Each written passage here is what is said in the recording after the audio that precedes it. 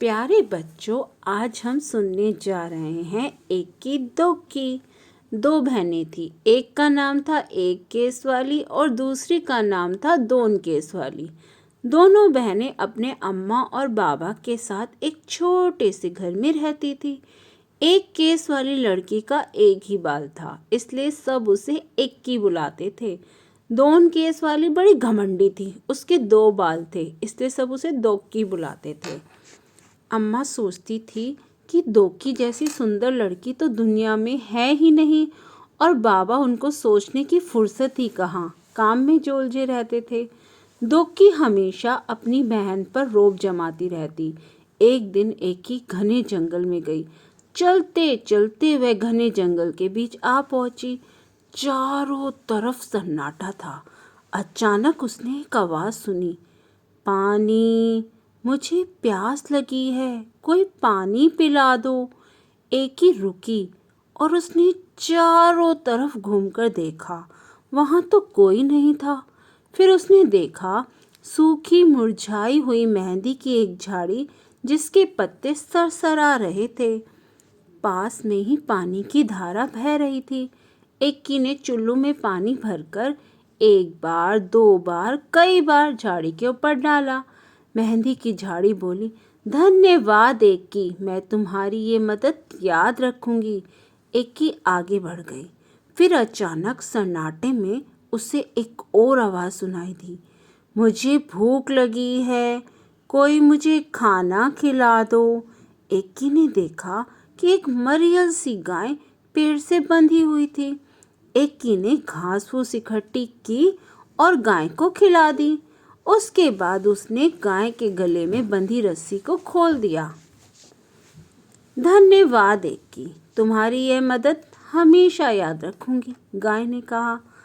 एकी अब चलते चलते थक गई थी। उसे गर्मी भी लग रही थी। उसे समझ नहीं आ रहा था कि अब वह क्या करे, कहाँ जाए। तभी उसे दूर एक झोपड़ी दिखाई दी। एकी दौड़कर झोपड़ी तक गई और आवाज लगाई, कोई है? एक बूढ़ी अम्मा ने दरवाजा खोला।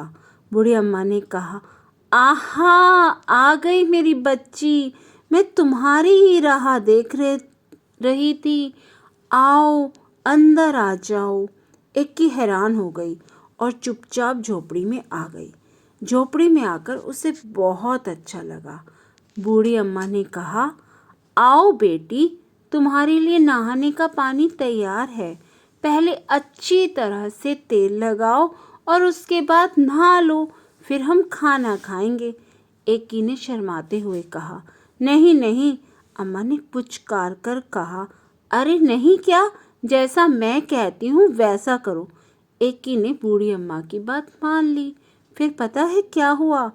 एकी ने जैसे ही अपने सिर से तौलिया हटाया तो उसने पाया कि उसके सिर पर एक नहीं परंतु बहुत सारे बाल थे। एकी इतनी खुश हुई कि वह खाना खा ही नहीं सकी, बस बार बार वह बूढ़ी अम्मा का धन्यवाद ही करती रही। बूढ़ी अम्मा ने मुस्कुराते हुए कहा, अब तुम घर जाओ बेटी और हमेशा खुश रहो। एकी के तो जैसे पंख ही निकल आए।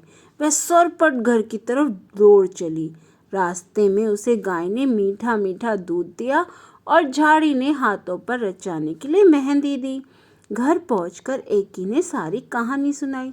दोकी कहानी सुनते ही सीधे जंगल की तरफ भागी। दोकी इतना तेज भाग रही थी कि ना उसने प्यासी झाड़ी और ना ही भूखी गाय की पुकार सुनी। वह तो धड़धड़ाती हुई झोपड़ी में घुस गई और बूढ़ी अम्मा को हुक्म दिया, मेरे लिए नहाने का पानी तैयार करो। हाँ आओ, मैं तुम्हारी ही राह देख रही थी, पानी तैयार है, नहा लो। बूढ़ी अम्मा ने दोकी से कहा।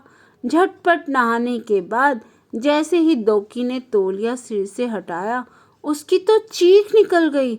दोकी के दो ही तो बाल थे और वे भी झड़ गए थे। रोते रोते दोकी घर की तरफ चलने लगी। रास्ते में उसे गाय ने सींग मारा और मेहंदी की झाड़ी ने कांटे चुभा दिए, मगर अब दोकी अपना सबक सीख चुकी थी। इसके बाद एक की दोकी को अपने अम्मा बाबा के साथ खुशी खुशी रहने लगी।